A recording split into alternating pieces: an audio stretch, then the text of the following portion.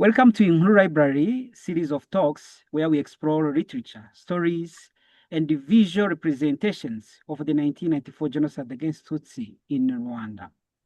Today, we are honored to welcome Richard Hall, an Emmy Award-winning producer, writer, and the director whose work has made profound contribution to documenting and preserving the history of the 1994 genocide against Tutsi in Rwanda. Richard has produced hundreds of hours of broadcast content for major networks, but in the historiography of Rwanda's history and the memorization of the 1994 genocide against Tutsi in Rwanda, Richard is known for the production of the 600, The Soldier's Story, a documentary film which focused on the 600 soldiers of the Rwandan Patriotic Army, RPA, who were trapped in Kigali city, more specifically in today's Rwanda's parliament premises. This film revisits their story and the story of their desperate rescue efforts and the heroic resistance. This documentary film was premiered on July 3rd, 2019. During the 25th anniversary of Rwanda's Liberation Day. Richard also produced Bisesero, A Daughter's Story, a deeply personal and survivor-centered film about the civil resistance in the hills of Bisesero in the west of Rwanda. Bisesero film, Bisesero, A Daughter's Story film, seeks to tell a story of the civilian resistance led by an elder and the experiences of a teenager girl who survived that horror. Generally, his work is grounded in extensive research, hundreds of eyewitness interviews, and a strong commitment to ethical, respectful storytelling. Beyond the filmmaking, Richard has been an advocate for testimony preservation, working closely with survivors' communities and supporting organizations dedicated to safeguarding memory and combating genocide denial. We are grateful to have him with us today to share his experience, his creative vision, and the powerful stories behind his work of filmmaking. Richard, thank you so much. You're welcome to Inhu Library. Yeah, thank you, Omar. It's an honor to be here and to be part of the conversation. Yeah, so to start our conversation, did I get everything right about your introduction? Absolutely, 100%. Totally right.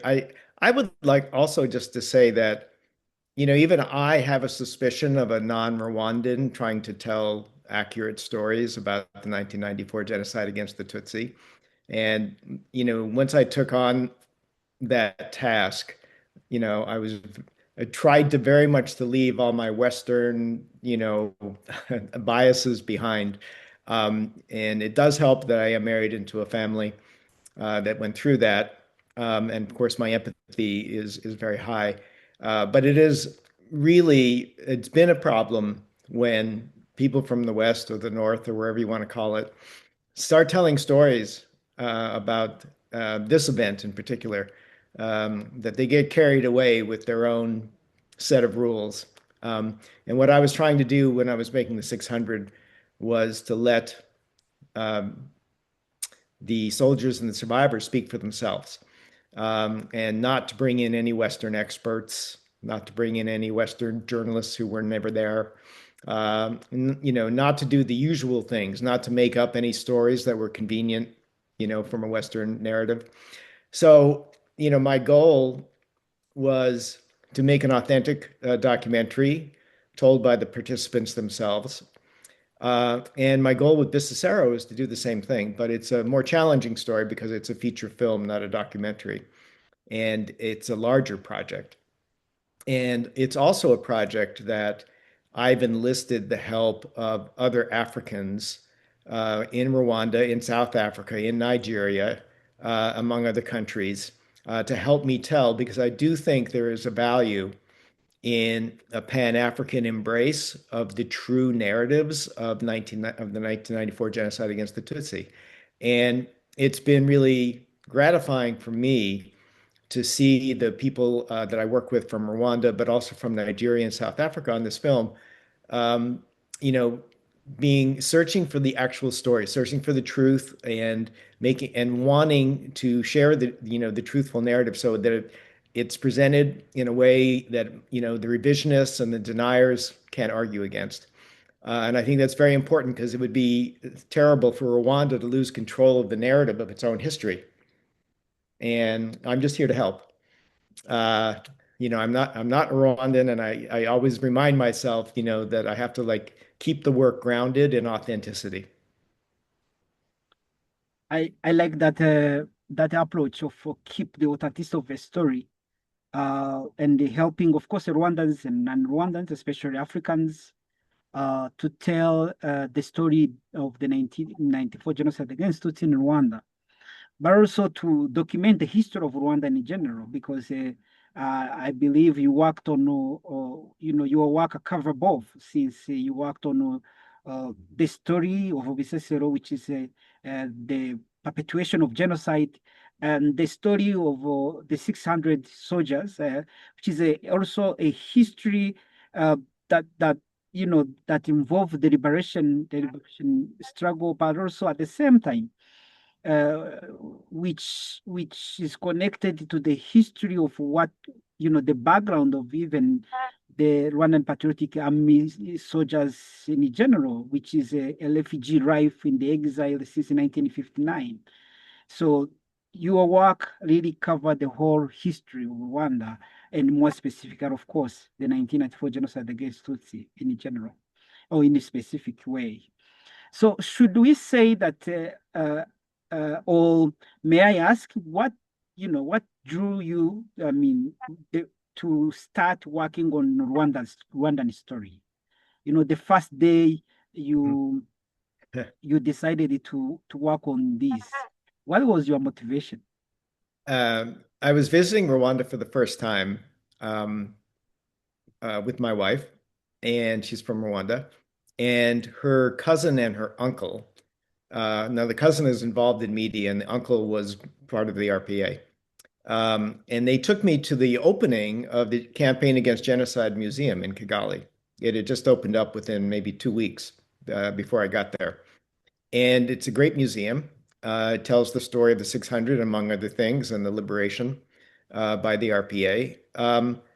I came out of that museum and I just turned to them both and I said, "Who's making the movie about this?" Because it's really a tremendous story. It's a tremendous story militarily. It's a tremendous story just on its own merits. It's one of the most remarkable military stories I've come across in modern times. When you consider that there were literally 600 against thousands, and, not just Republican Guard, not just regular army, but militia and police and gendarmes and you name it. They were just surrounded by enemies, and yet they prevailed. Um, so my wife's cousin Annette Uwazewe said, "Well, I've heard talk about it, but no one's ever been able to do it." And I looked at her and I said, "Let's try." So I think because my wife's family um, went through this, and her uncle was in the RPA, and they were fighting in Kigali in 1994. That I think the government trusted that my motivations were pure. Um, and from then on, we just started this journey. I really didn't know how it was going to go, where it was going to end. But 2 years later, almost, we were sitting, as you said, on July 3rd, 2019, with His Excellency Paul Kagame and other members of the government and survivors and soldiers and veterans in a movie theater in Kigali, and we premiered, the movie at that time. And I was extremely gratified by the reception the movie got. It was an honor that the president came, and he had a very busy weekend. I don't know if you remember, but he had celebrations for the 25th anniversary, and he had his daughter's wedding. taking place at the same time. And yet he came and he sat through the whole thing and stayed for afterwards. Um, so yeah, the reception of the movie was really gratifying. And I think the more that I looked into the filmography, so to speak, of stories told about what happened in 1994 in Rwanda, that I found this Western bias everywhere. And that sort of motivated me to make my film more authentic and not have a Western bias. But it also motivated me to do more than just the 600. I think the 600 documentaries are relatively easier to make than feature films. So that was a good starter project, but I really felt inspired to do more because I felt like, Hotel Rwanda has a major flaw in it. Sometimes April deals with fictitious character and combined stories from different years, even into, 1 month. And it was just for the storytelling convenience. So their poetic license was extremely broad and, was meant to get the producers rich, basically. So I don't believe in that. And I felt like, if you compare it to the Holocaust, there have been hundreds of films, I think literally 700 films made about the Holocaust, and they come out every single year to this day, and we're 70 years past. And yet, like in the last 3 or 4 years, there have been like major films about the Holocaust still coming out because it's important to keep the narrative refreshed. And even if you go back and look at Sometimes in April or Hotel Rwanda, those were made almost 20 years ago. So people today under the age of 25 have never seen those films and they're never going to see them. So it's important that there's new films that come out so that you catch, people and their curiosity and their instruction, and they find, the movies are extremely powerful medium, and it's a great way to teach, and it's a great way to keep the narrative fresh. Mhm. So the 600 did that, and now the 600 is 6 years old. And I don't feel like my work is done. I mean, if we can get Bisesero out, let's say next year or the year after, that would be a tremendous contribution to the narrative. Just as a side note, I stayed at a new hotel in Kigali the last time I was there. The staff was very young; they were all probably in their mid-20s, and you know. When they were asking me what I do, I told them I make films, and I said I made the 600, and they go, "Oh yeah, my parents saw that," which like, oh, so you didn't see it, so because you were too young, you were a teenager, so that means that you need a new film. You need a new film that you can learn from and grasp the narrative, and so I think that was shocking to me. It's only 6 years since the film was made, and people in their 20s may not know the story of the 600, and they really should. And they also should know the story of Bisesero. But beyond that, I think that my motivation, especially coming from where I live, is that I want the West to know these stories. Because the West has preconceived notions. The West public opinion is so easily swayed by a 2-minute news story or a headline online, and not even in a respectable news organization or even from a respectable news organization. And I I feel like Rwanda's losing control of the narrative because the counter narrative is you know, it's so popular. Not because it has merit, but because it's kind of spicy, you know. Mhm. So, it's important that we as filmmakers, we use our craft, for good, and that's what I want to do. No, I'm very glad that you are very specific, working merging or work or or exploring the non-Western way of telling the story of Rwanda. Of course, coming from Western culture, you are aware of what is from West and what is not. And it's fascinating to me because part of my work also come from that background. Since 2016, me and my colleagues, Professor Stephanie Wolf from Weber State University in Utah, and Dr. Anna Marie Dobia from Pretoria University in South Africa, we visited 120 genocide memorials from 2016 to 2019. Mm. But it's through our conversation in cars from hills to hill, visiting memorials, homes, visiting survivors in their homes, meeting them at the memorials, that we explored that, that we came to conclude that culture is very important in telling a story, research, and the whole narrative, crafting the whole narrative about the 1994 genocide against Tutsi in Rwanda.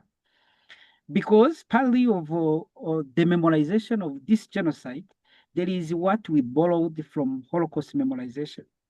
Because the Rwandan culture didn't have that solution. So it's when Rwandan culture was short of solutions that the actors of the time borrowed from this practice, which was advanced. Holocaust memorization was very advanced with scientific methods, but at the same time, there are something very specific to the Rwandan society. So, since you kept, discussing about, mentioning the authenticity and the Western culture, in your work, have you been able to differentiate both? Well, yeah, absolutely. I mean, it's not just Western culture that I'm familiar with. It's literally Hollywood. I live here Mm, and I grew up in it. And I know that they never let facts get in the way of a good story. And so they feel like they have a license, to bend a story any way that they choose. So if they want to make Recessa be a hero, they can make Recessa be a hero because they don't care, as long as it makes for a good entertainment and a good yarn, but they don't know the implications of what they did. And there were very serious implications from that. And likewise, I think even not, I wouldn't say watered down, but some of the approaches they took in Sometimes in April, that was the film with Idris Elba for HBO. Um, why did they have to base it on a fictional character? When there were so many true heroes and there's so many true stories to tell, like the heroes of the 600, like Adabu Barara in Bisesero, and all the people who fought back up there was really no reason to fictionalize anything.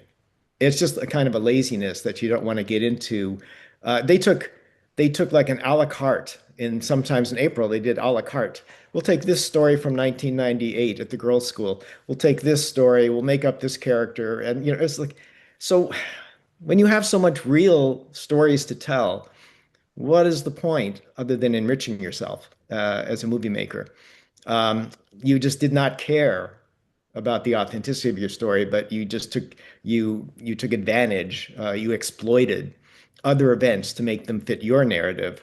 And I just, I personally I resent it because I am a storyteller too, and I understand what they did, but I think in a sensitive case like this, I always like compare it to the Holocaust. If somebody decided to take something that happened in 1948 and stick it in 1944 because it made for a better story, I would just go, I'm going to call you out on that, and they did that in Sometimes in April.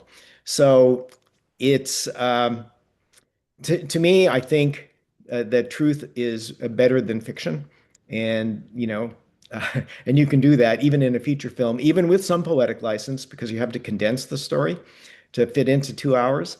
But I really did want to stay away from that traditional Hollywood arrogance of just having to tell the story any way you felt like it. mm.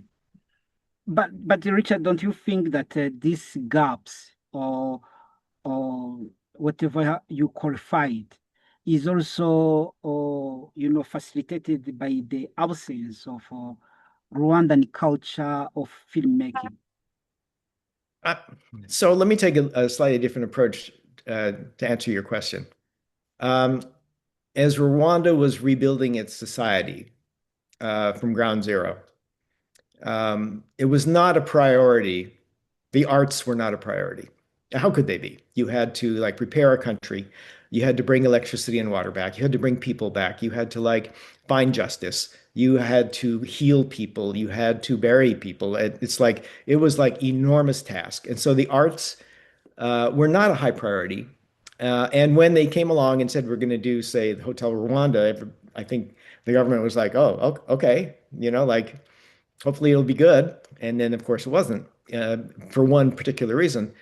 And I think that over the years, as Rwanda has, transformed into one of the pillars of Africa, that now storytelling can finally become more of a priority. And I think the new Minister of Youth and Arts and that department, how it's been reorganized, shows that there is a commitment now for Rwandans telling their own stories. So I don't want to step on that at all. I would love to see Rwandans tell their own stories. But the amount of experience um, has been limited, basically just because there have been other things that have been more important to do in Rwandan society, and so hopefully that'll change.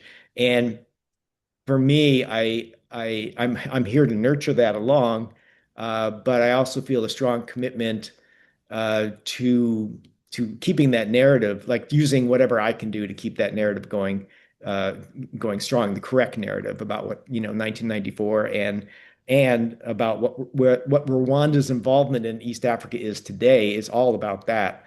And people just they only believe what they hear in the headlines. So that's you know it you know stories swirl on social media so quickly, consumed without question. And that's even more important that movies come out, because when people go to a movie, they make a time commitment, and then it's really a chance to reach them and appeal to their reason and appeal to their empathy and give them, the authentic story. And then they are forever, you know, correctly informed from that point moving forward, and they're less likely to be manipulated by outside influences. Mm.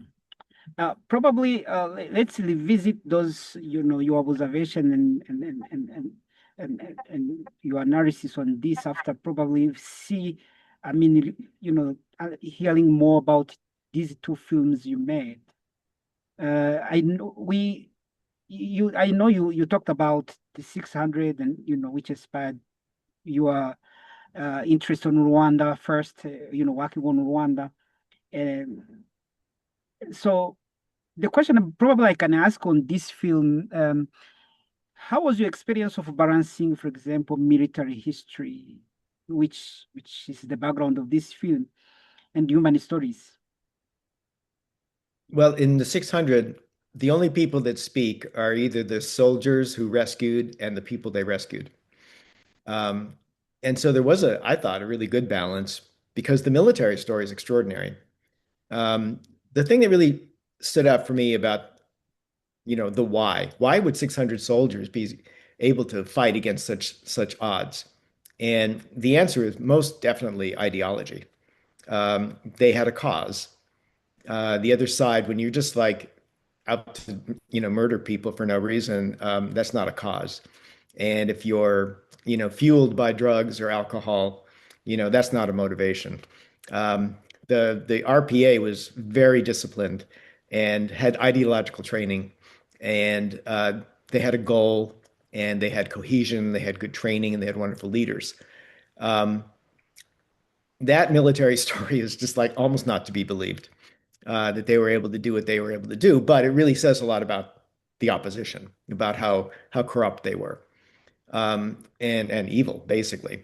Um, so in terms of the personal stories, so we had soldiers crying in the movie. The 600 is the first time that the Ministry of Defense allowed soldiers officially to be interviewed about what happened, which was, and also in Rwandan culture, it's not like very common, for, let's say, a veteran of the army to share his experiences. I've been told that culturally, it's not like a common thing, let's say. So, I think that even though we had permission from the Ministry of Defense to talk to some soldiers, there were a lot of soldiers who declined, because they thought it was, not appropriate, for them to do so. And then there were soldiers that came and said, "I'll come sit down and talk with you, but don't roll the camera." And we would talk, and then they would change their mind and say, "Okay, you can put the camera on now," because I think they just wanted to figure out who I was and where I was coming from. And in fact, some of probably the most emotional moment in the film came from a soldier who originally did not want to be filmed, but we invited him to come speak with us, and then he changed his mind, and then he poured out his story. And one of my crew, my Rwandan crew, was his cousin, younger cousin, and he said to me, he's my cousin. I've known him all my life.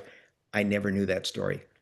And that was like, you know, I mean, there were several times when members of my crew broke down during the interviews that we did for the 600. Uh, Likewise, when you move over to the Bisesero story, that's, not really a military story because there was no one there to help them. So they had to fight with their, farm, you But know, maybe before you go to Bisesero story, because I also want to hear much more the details about it. Uh, you say it's the first time the Ministry of Defense in Rwanda accepted the soldiers who were, the former RPA soldiers to be interviewed for what happened. yeah. Uh, if this was the case for such a film, that means there are a lot of stories we need to hear, much more from their their perspective. Uh, what was your experience of approaching them, and what made them accepting to give you that permission? Um, I think that having the permission from the ministry certainly was step number one.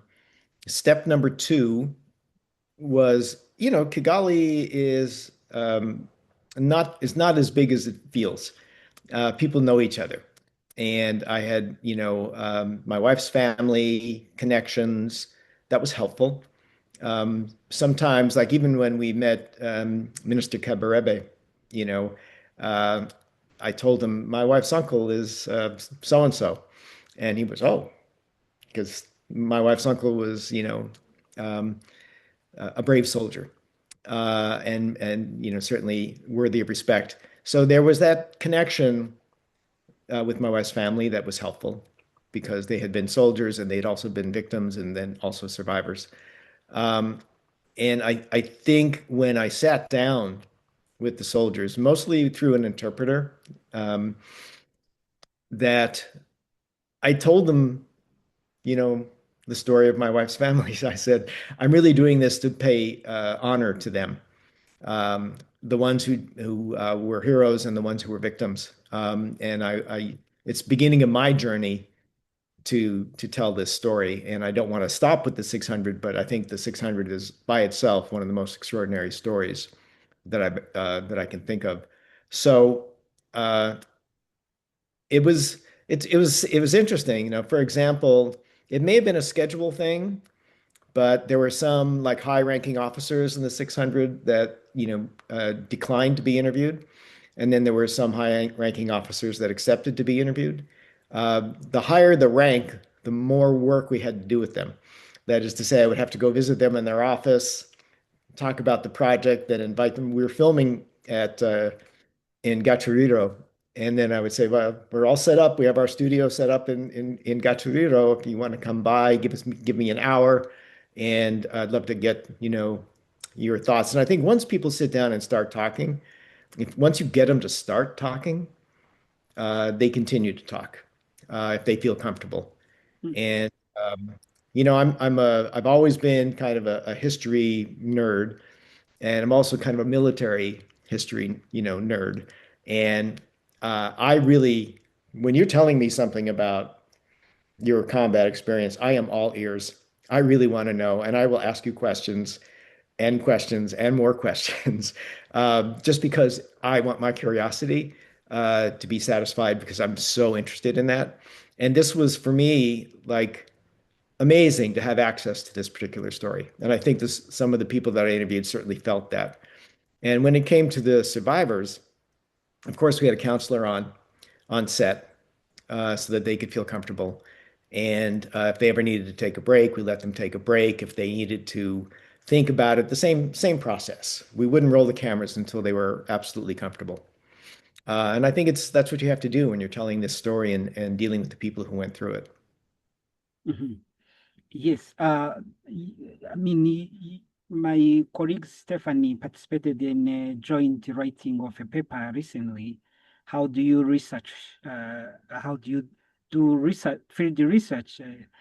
They were very specific on Rwanda this time, and she argued that if you have someone uh, who's coming from that, the community, it's very easy to approach people to understand you, and I think this is what you are suggesting too. But again, it's still a question that many of Western researchers ask: how do you do research on Rwanda? If a documentary film producer from Hollywood ask you specifically, how can I make a documentary film on Rwanda? What would be your conversation with this woman or a man?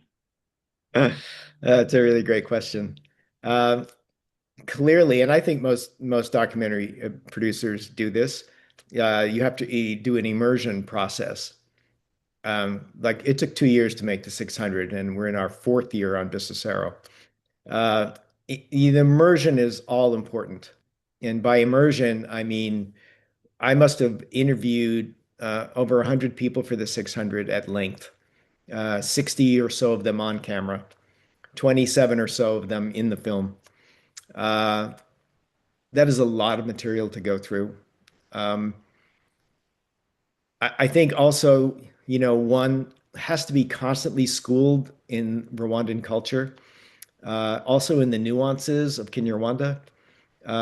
So even though I had a simultaneous interpreter, everything was reinterpreted again, so that I didn't miss any of the nuance. And you have to have someone who's, and that's a hard job. It's a very hard job to get a good interpretation, much less a cultural immersion. Fortunately, I spent a lot of time there. You know, fortunately, I have family there, and I think that helps a lot. But I think that the most important thing is just to, uh, you you are an outsider, and you have to constantly remind yourself that you're an outsider, and that you don't want to tell the story the way an outsider would. And I think that's just a discipline for a storyteller to try to bring it and to have as many eyes on what you're doing as possible. A lot of people looked at my film before it was released. And that was, for me, really important to get their feedback. And I think that would be true for anyone else trying to tell a story, try to tell this story. Mhm. No, that's very, very wonderful. Thank you so much for mentioning the culture, which was also part of what we keep discussing in our work on memorization of the 1994 genocide against Tutsi in Rwanda and our research on memorials and memorization. Do you think this apply? The good thing about your work is that you you have a full picture. You worked on military history, which is the RPA in this specific case. For those who are not familiar with this history, is that there was a Rwandan Patriotic Army, which was fighting the forces Armée Rwandaises, which was the former government soldiers in the war that had started in 1990 and ended in 1994 in July. But again, from April to July 1994, extermination stage, which is one of the 10 stage of the 1994 genocide against Tutsi, was being carried out by Interahamwe Hutu militias, government soldiers, police, gendarmerie, or if you want, all security organs with these trained Hutu militias.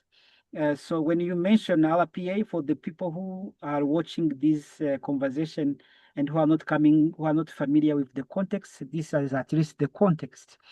So I was saying that the good thing of your work is that you have a full image of working with soldiers, military, and but also working with survivors in a specific way.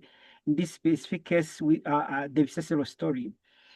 Do you think this cultural aspect, especially the Kinyarwanda language, to which was your recommendation to, to whoever is going to work on Rwanda, do you think apply to these both cases at the same level? Well, yes, yes, absolutely. Um, but interesting that you refer to the RPA. There is a famous clip in the 600. It's not famous because of the 600. It was a famous clip of General Kagame speaking to the troops. What language is he speaking? Swahili. Because when you want to talk about the RPA, you want to talk about, maybe the first Pan-African, at least ideally in intent. Um, and that Pan-Africanism continues today in the ideology of the RPF. Um, and that is so inspiring that it was a multinational force, largely because the refugees were scattered across Africa and Europe. So the common language, yes, Kinyarwanda was spoken a lot, but so was Swahili. And that's because people came from, what, 6, 7 different countries to be in the ranks of the RPA. But the other thing too is like getting back to your point, Kinyarwanda is an extraordinarily interesting and complex language.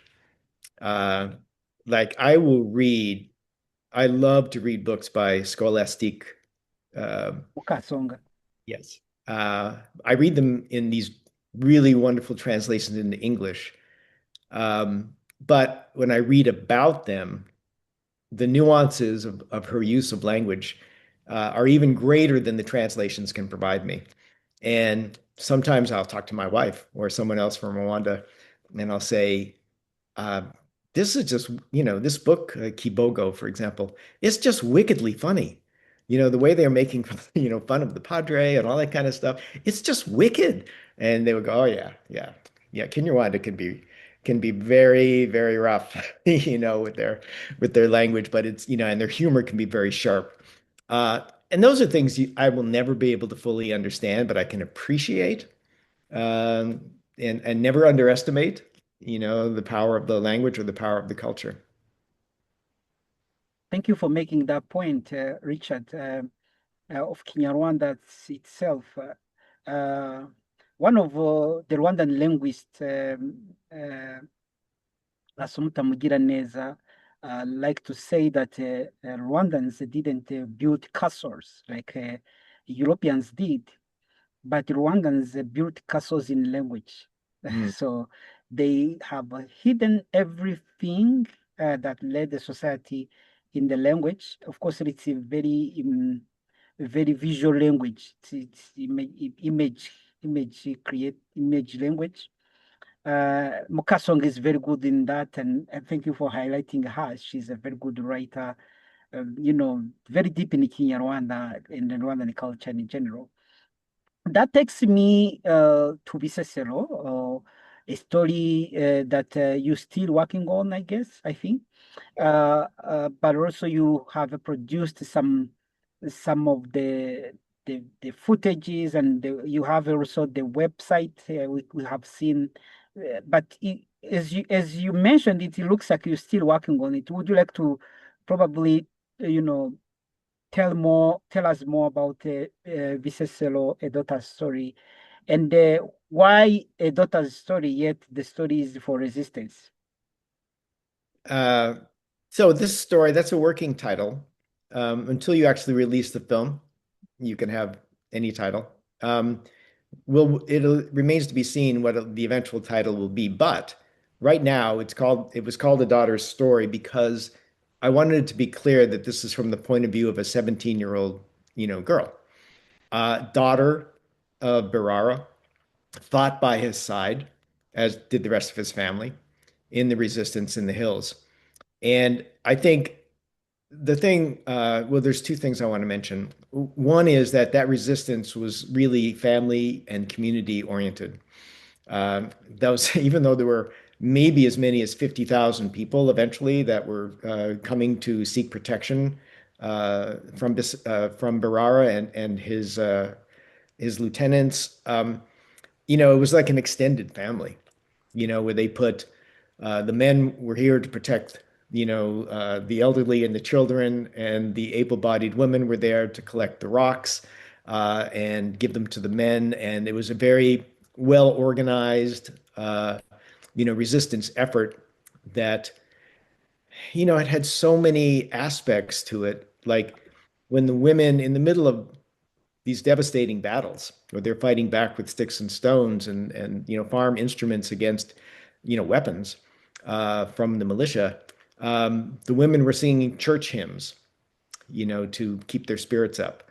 I mean, there's just a lot of detail about how the men were there to protect, the women and children, and the importance that Barara and his other leaders placed on protecting the weak, no matter what. And they did that at their own peril and at their own sacrifice. And then in the end, when they brought in the heavy, militia presence and the heavier weapons, and they devastated those mountains for 2 full days. I think it was May 11th and May 12th of 1994, and that's when most of the people were murdered. The word went out: run and hide, fight when you can, but by all means try to keep yourself alive if at all possible. And that was, another point of leadership that he could change the orders. Because originally the orders were hide in the bushes, hide in the grass, let them get really close so they can't use their guns, and then jump up and fight them hand to hand. That was the first strategy. There was a name for it that we have in the script, and Kinyarwanda words that explain that strategy. And that worked for the first few weeks when they were able to maintain, repulse the attacks. But they had other problems too. They were running out of food. People would leave to go forage, and then that meant that they were weaker as a fighting unit, and all that kind of things were happening. It was like an impossible situation. But the nobility and the resilience that they showed and the bravery that they showed was really extraordinary. I want to tell you why I just picked Bisesero as a story, because there were, as you know, countless stories that could be told. And there are many people like yourself who've written about this, and all of them are film worthy, truly. When we released the 600, we had a website, and people didn't really use the email. We didn't get very many emails to the website. People just went to go see the film. But there was a little link that you could press if you want to send us a message. And I got this email, one of the very few emails, that said, "Can you bring the film up to Bisesero and show it to us? We think people have forgotten about us, and we'd like to see the film." And I was like, "Oh my goodness, they think they've been forgotten? That's tragic, tragedy on tragedy, to feel that you've been forgotten." So even though I was considering a different storyline for a second project, I decided to do Bisesero, and I said, I'm going to tell the story of Barara.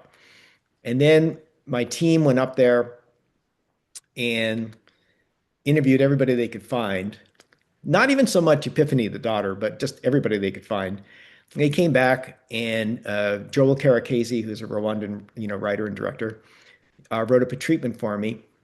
And then I brought in a panel of Rwandan artists, and we talked about it. And I said, what's problem here is that Barara did not survive. Not that many people survived at all. And I don't really have a real feeling of who he is. I don't know how I can tell this story from his point of view, also because the ending is tragic.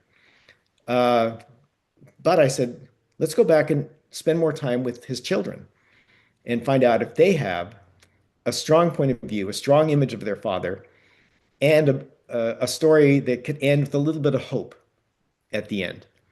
And then we went back, and I think our team or myself have been up and we've seen Epiphany maybe 5 or 6 times by now over the last few years, and her brother and her uncle and other members of the survivor community up there. And we came to this point of view that we have a much better view of Barara and his leadership through the eyes of his daughter. But also, imagine being a 17-year-old girl who just has these aspirations of getting through high school and becoming a teacher and having friends. Some of them are Hutu, and then that whole world just like crumbles. Uh, that's a very relatable story. And by the way, your father is the leader of the resistance. So for me, it felt like the perfect elements for storytelling.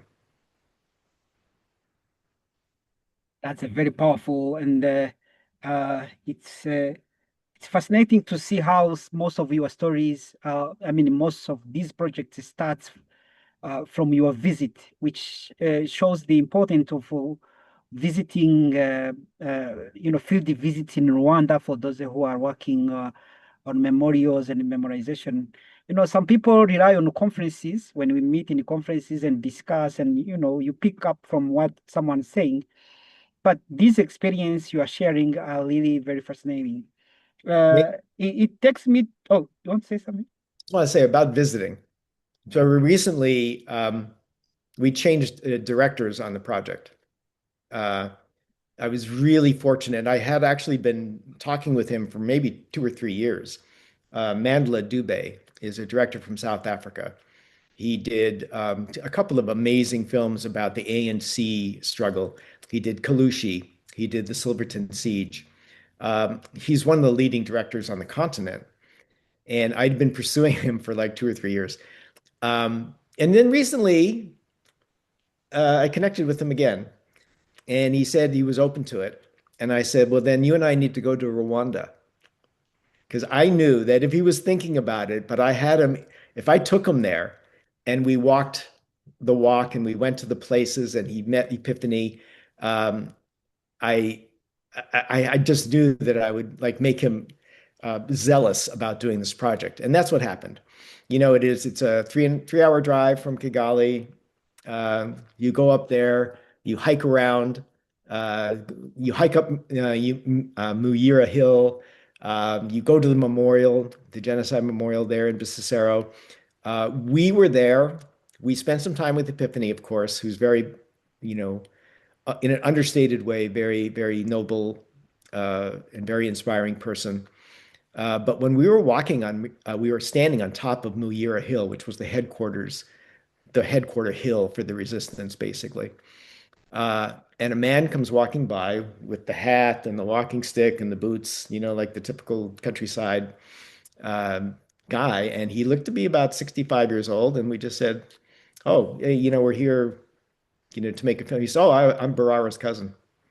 And I was here. And he was one of the survivors. And he just like walking by with a cow and just telling us all these stories. And we had a great interpreter with us, which was really helpful. And you could just see that Manla Dube, was sort of like grasping the importance and the power of the story. And I think that one-on-one contact, even that one meeting that we had by chance, is like all the difference in the world to how he's approaching the film now. Thank you so much for mentioning that. Uh, you, you mentioned the Kinyarwanda language and how fascinating it is, and visiting these places.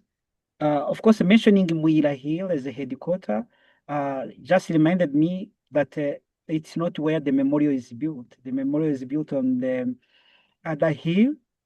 Of course, when we met Ngarambe Vedas, who built that memorial, he said that they chose that hill because it is accessible for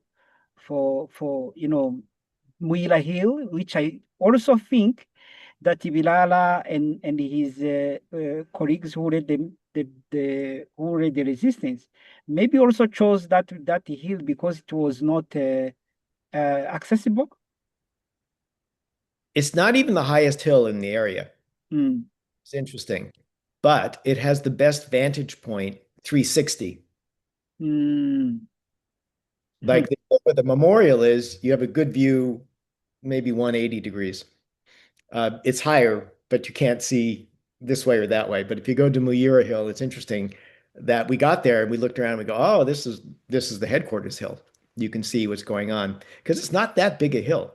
There certainly were not 50,000 people on that hill, but there were 50,000 people on the hills around there, and they were able to communicate with each other, uh, not even with drums.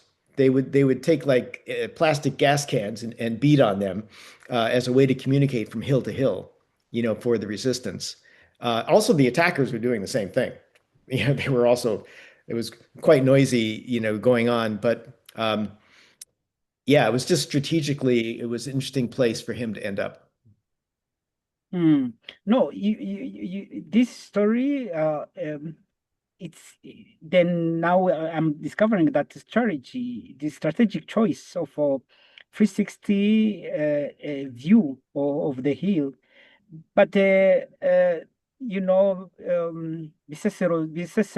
resistance is full of strategies that needed probably to be studied in the future. I think there is also Kwivanga technique Birara used to when he encouraged the Tutsi refugees on that hill to to fight, but by mixing by waiting the attackers to reach out to them. It was a very fascinating story as well.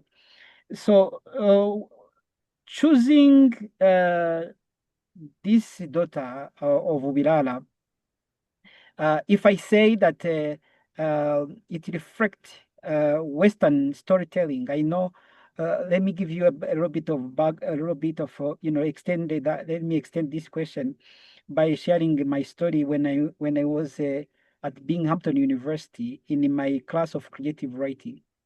My professor, Dr. Wesley, used to say, "Omar, don't talk about genocide in your story." And I'm like, "Oh my God, I'm a survivor of genocide, the doctor." She's like, "No, let us discover that you are a survivor in a story," Mm, which I end up, finding that I haven't thought about it because coming from Rwandan perspective, we tell a story in a chronological order.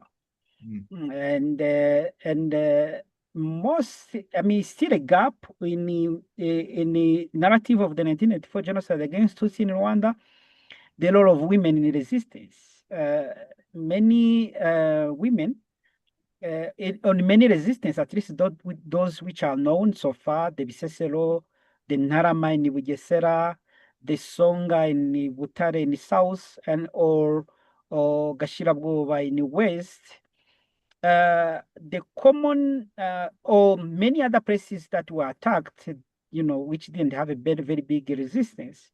The commonalities of these places were that women were collecting stones mm, which was the only or mostly used in resisting against guns and artilleries of soldiers and well-equipped, attackers.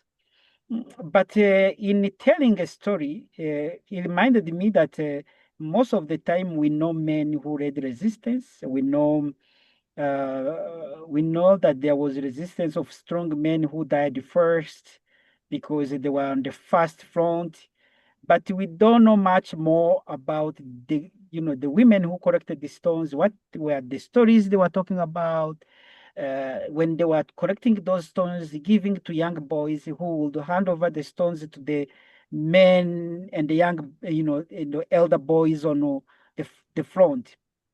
So, would that was did you have that in mind when you chose to tell these stories, this story particularly? Western perspective of being very specific, like my professor used to say, be specific, be details, but don't show, don't tell. So, were you coming from this perspective intentionally, or it just came because it's your personal culture? Um, your teacher was right, by the way. Show, don't tell is, of course, great advice and hard to do. Um, yes, it was very, we thought about it. We wanted the story to be, not just 2 hours of horrific. We wanted it to be relatable. We wanted it to have characters that people could connect with, identify with. If you're a daughter and you have a father, you could identify with Epiphany. If you were ever 17 years old, you can identify with Epiphany. If you ever had a friend who betrayed you, you could identify with Epiphany.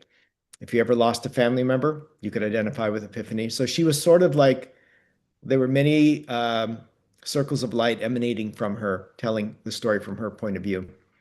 And I think also, as you say, the women are underrepresented in the historical narrative of they're mostly just like, oh, they were victimized. It's like, yeah, but they fought and they contributed in their own way and they had their own emotions and their own thought process and their own grieving. And it's important to represent the other half, so to speak, the half that holds up the sky, as other cultures say. And initially we had a woman director on the project, and then she became unavailable, and then we moved over to Mandela. But I still think that telling the story from this woman's perspective will be to its advantage. Thank you so much. And uh, it's a very good story. I mean, I look forward to when this project will be, uh, um, finished or and premiered. When do you think do you plan to to to screen this film? Well, to be clear, we have not filmed the film yet. Pre-production can take years. Pre-production can take years because we have to make sure that we vet our story. And that by itself is a very lengthy process. We also have to make sure we know where we're going to film because we actually probably cannot return to Muyira Hill. It's changed so much. Um, so we can't really film there. It's all agricultural now. And it used to be much more overgrown. And that's an important part of the story, that there were hiding places on that hill because it was not a farm. Um, and so we have to find another hill. So we have to, do the scouting. We have to make sure that the government understands our intentions and gives us the film permit, which they have.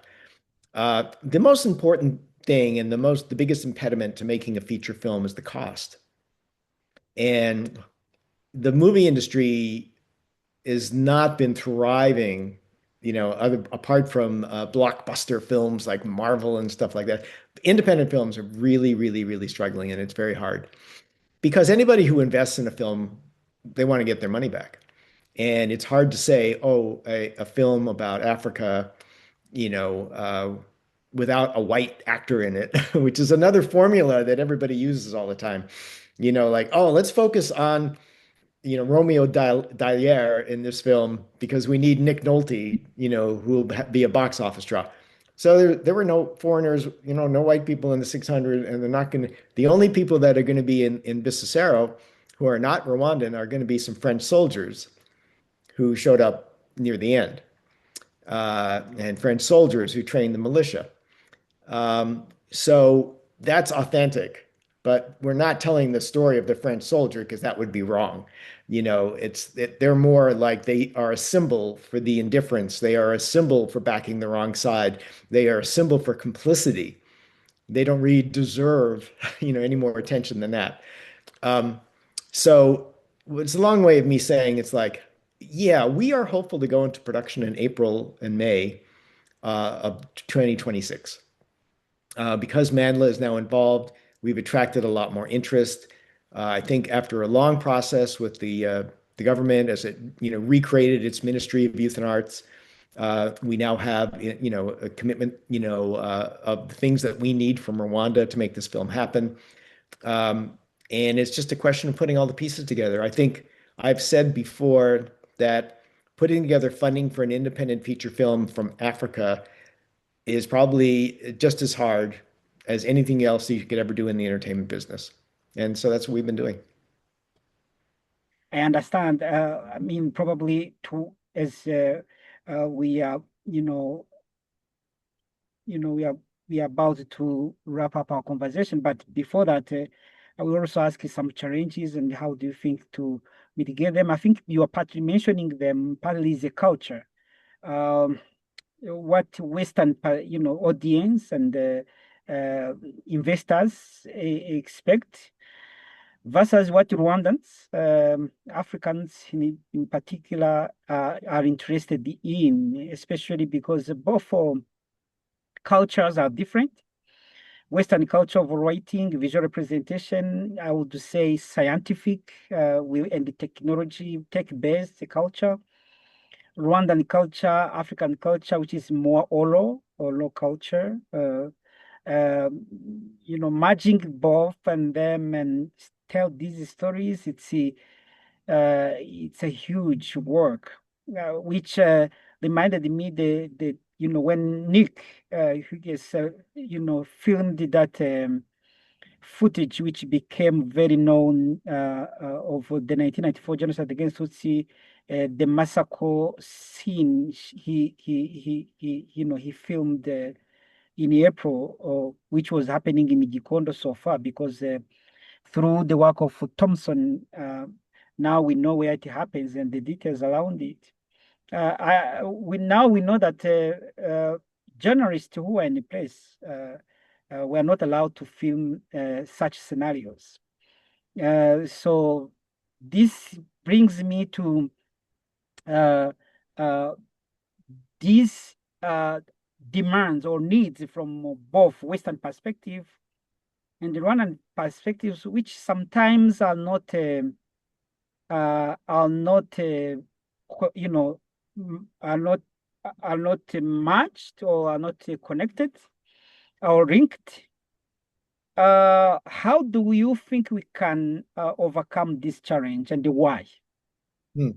It's, an incredibly important question, actually, Omar, and one that we've been struggling with because I think what I find a lot, and I understand it, there's an expectation in Rwanda that from a lot of people, just to, they say, well, you make sure you include this and make sure you include that and make sure you include this and like, and then don't forget this person, and then there's the perpetrator, you should name him, and there should be scenes with the guy who was leading the troops, and there's like I go, guys, we have 2 hours to tell a story that really needs 200 hours or maybe 2,000 hours to tell, but we have to make choices. Um, and we in the West, we understand the medium of film, um, and we understand that a certain amount of poetic license is just enough to keep your audience watching the film. If you lose the audience, you've accomplished nothing. If you get mired down in too much encyclopedic detail, people will tune out. And then what have you accomplished? So I always say you have to understand what we're trying to accomplish here. We're trying to bring non-Rwandans into this story and keep them interested and get them to be empathetic and understanding. And the way to do that sometimes will be to take some license with the story, not changing a villain into a hero like Hotel Rwanda, but condensing events that actually happened. But instead of like saying this happened in 1992 and then 1994, just put it closer together so that it makes sense. That what was happening in 1994 was the culmination of years, and we don't have years to tell this story. So that's the biggest struggle that we have culturally is especially with in the government who is now wholeheartedly on our side and giving us lots of trust and we really do appreciate that. But the thing that we did kind of struggle with was how we're telling the story because they were like, but this guy, he's one of the perpetrators and he was the leader and I don't see him in your screenplays. We're telling the story from the point of view of a 17-year-old girl who would have had no idea who this man was because he was unseen enemy. He was a commander of the enemy forces, but what she did see was her best friend's brother coming after her with a machete. So that's what we can tell. And so that was my biggest struggle in this. And I hope I'm right that we do a film that engages the rest of the world, but does honor to Rwanda at the same time. Mm. So it's very important. But why do you think we should do that? If I'm going to make all this effort to make a movie, I want people to watch it. I want them to watch it and come away changed, informed, and emotionally moved. And we have storytelling techniques, basically, for lack of a better word, uh, that are tried and true techniques that you can do and still be authentic to the actual story. Mhm. So you mentioned this cultural, barrier, which is a challenge that is,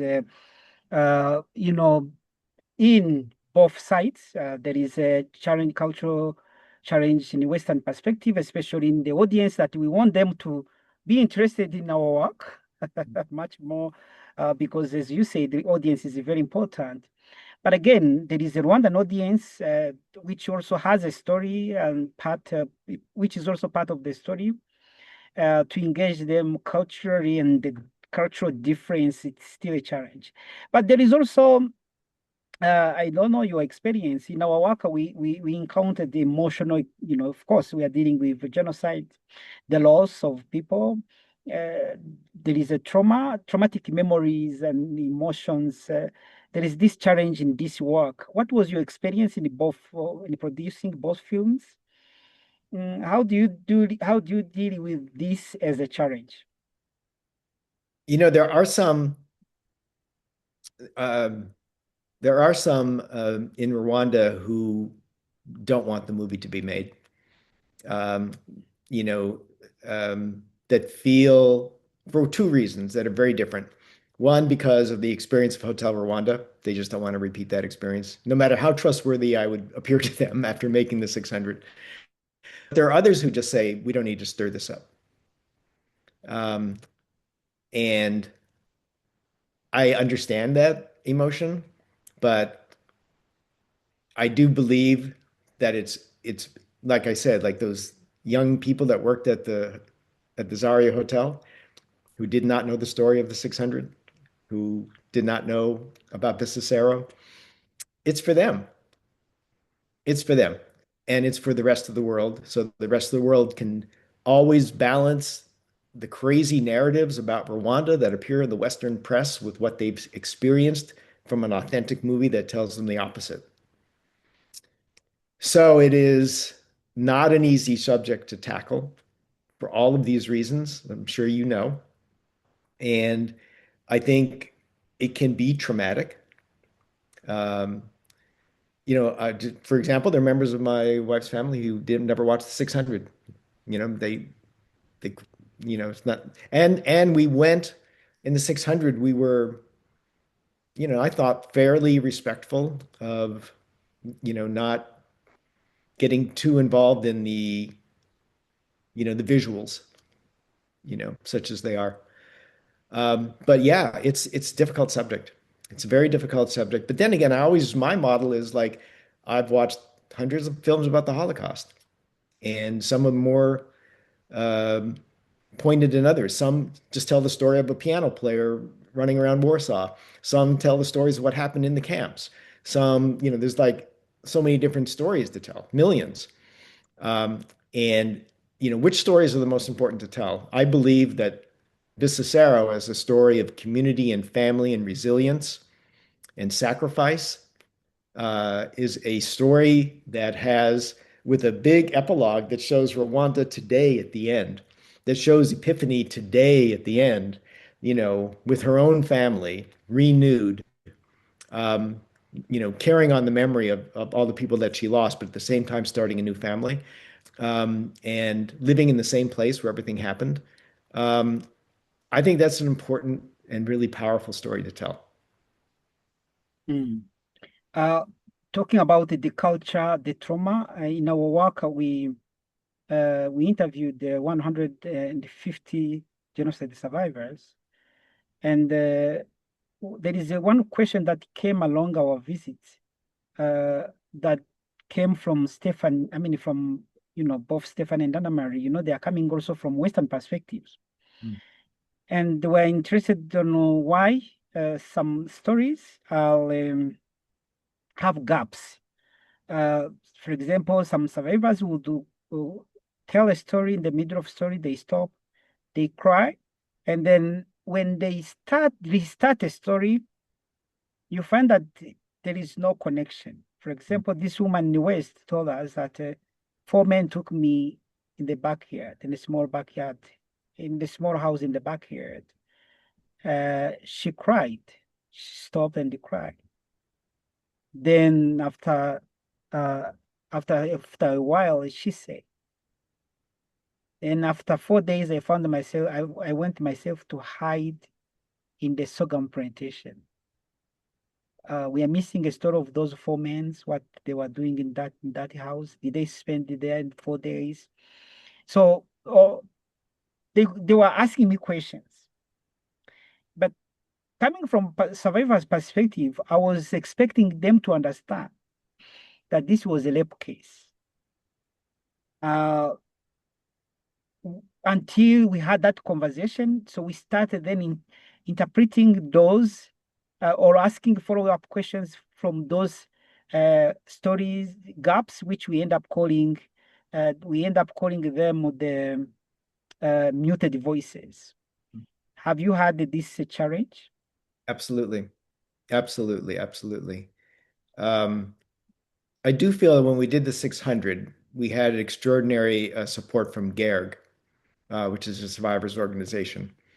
And a lot of the people that we interviewed were from GERG or prepared by GERG, for the interview. So they were very forthcoming.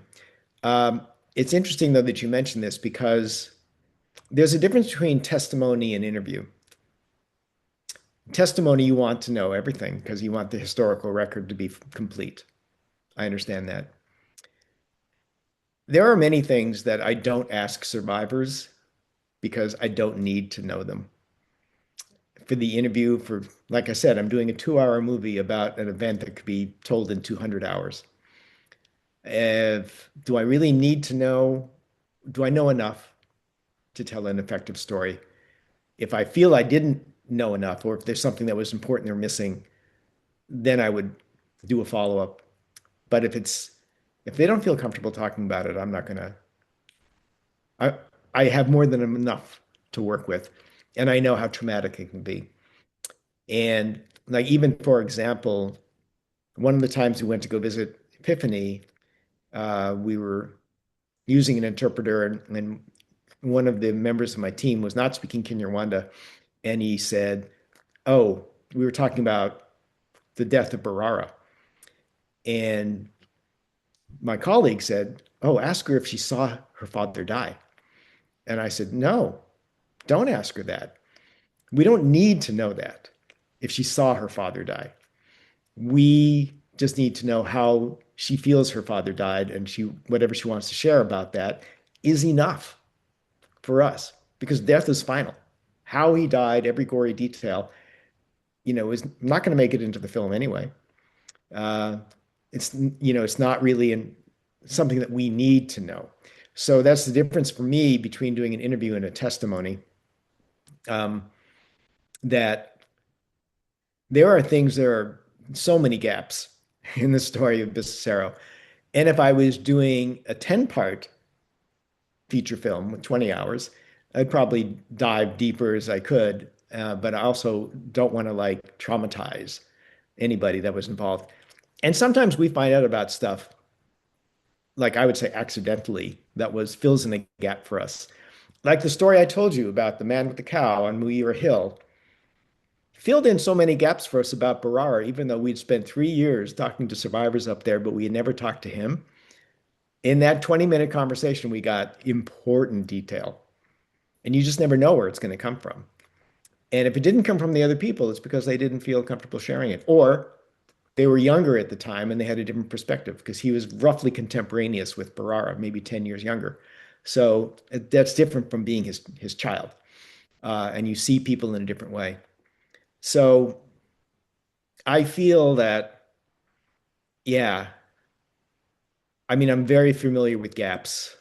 Um, it's not been something I've needed to know all my, married life, for example. Don't don't need to know. Yes. Thank you so. Okay, you want? Yeah, whatever is shared is all I need to Yes, know. yes, yes. I mean, we are about to close our conversation, to end up our conversation, but since you are mentioning the things you never ask in your stories, and how to deal with these gaps, I would like to kind of end almost where we started. The existing the coexistence of Western culture of storytelling and Rwandan culture of storytelling. Of course, the Kinyarwanda comes in. Mm, what do you what can you say about the ethical principles that should guide document this work moving forward? From using your experience. Hmm. Such an important thing, and such a great question. Fortunately, I'm pretty close with some members of Minabumwe and KGM, and they have been extremely valuable resources for me, not only with information, which they have plenty of, and they help fill gaps because they've interviewed all these survivors as well, but also just how to conduct yourself, um, what's appropriate, what's not appropriate, um, and just sort of an understanding of trauma, and how not to damage somebody in the course of an interview, basically, for lack of a better way of saying it. These colleagues in Minabumwe and KGM have been part of my journey since I started the 600, and they're extraordinary in their depth of their knowledge and their guidance for me.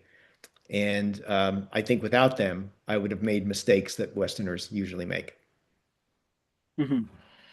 Uh, it's good that you are connected to them, and uh, part of your recent trip to Rwanda is the feedback I got at Zaria Court of that young lady. Apart from that feedback, which was coming from someone who is young, have you had a feedback from the audience about these two films? If you can reflect on the feedback, what was it? And the 600, which has been out now, and it's, by the way, it's free online. If you go to the 600movie.com, anybody can watch it. It's not, you don't have to pay anything for it. I made it public domain several years ago. Um, the feedback for the 600 has been extraordinary. When you know that you're putting yourself out there into a public discourse that includes revisionists and deniers and enemies of the state and people in exile who deserve to be in exile, um, I have gotten no flack from them, which has been, I think that means that, why pick a fight with this film? You can't really argue against it. It's like it's people telling what happened to them. Um, and it's got a very, specific frame, and it does have historical context. And you know, people that have seen the film in Rwanda, by and large, are extremely appreciative and enthusiastic about how, the film is getting made. I've been very gratified by that. But outside, Rwanda, um, it's just educational. People would go, "Wow, had no idea." And I said, "Of course, Mhm, I've only mhm. seen the film. Now that film wasn't completely accurate." So yeah. Yeah, Now, as far as Bisesero, no one has really seen it, but the people that know that I'm working on the film, they acknowledge that it is a worthy endeavor, and if they can't support me financially, they support me, emotionally. that's wonderful. Of course, this was a topic, a heavy topic to discuss. When I tell people that I study genocide against Tutsi, they are like, huh, tell us more. That might be heavy. That's Yeah. the question. I mean, the first impression I get from people. I'm sure you might, have the same as well. But I would like to end our conversation in something, very positive and inspiring. When you look back, you started this work from just a visit.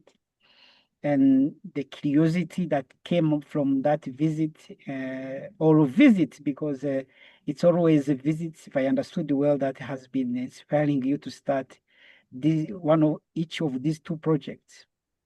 But when you look back, what makes you happy? Well, I look back and I've been producing television and content and films, for 40 years. And the 600 is my proudest achievement. It was something really, really good to do, something very gratifying to do, something important that mattered to make that film. Much more than anything I won an Emmy for or anything that was popular and ran for a long time on TV that, gave me the financial ability to like just make the 600 with my own money. I mean, when I look back on it, I go, this is like the proper culmination, of like being able to like, yeah, I worked in the industry for many years and sort of played by the industry's rules. And now I got to do something. I've done this before. I've made like a handful of documentaries, and it's always the most gratifying experience to be your own editorial boss and to have a really legit reason to make the film. Mm, that's a really wonderful, uh, you know, take home from this conversation. But it's the last bit, the message. What is the message to the young people who will watch this conversation, the future generation? What do you want them to, would you like them to, to have as a message, from your work in general? Yeah, history matters. History really matters, and it's very important and gratifying to have history, to have proper context, to have knowledge, because that knowledge gives you power. It helps you make good decisions. It informs your thinking, and I think if you're a young Rwandan, of course, but if you're just a citizen of the world, it really matters to understand what's going on and not to just be swayed by social media. Richard, thank you so much for your time, your insights, and your stories from the hills of Rwanda. I was going to say it from Rwanda, but then it's from Kigali and the hills of Rwanda where you visit and continue to visit. So we hope to learn more from your work. It just reminded me that when we visited the Bisesero, when you were sharing, I could see a lot about those hills we also visited, and hope everyone who will watch this conversation will learn one or two things that will spark curiosity for him or her to start a research, a deep research, a continuous research, to continue the debate, to continue the conversation, to continue to learn from the history, as you said. So my name is Omar, and this is the director of Inkuru Library. Inkuru means a story in Kinyarwanda. So it's a series of story. Today, we thank you very much, you, Richard, for your time, but also your insights as well. Thank you, Omar. It's great to talk with you.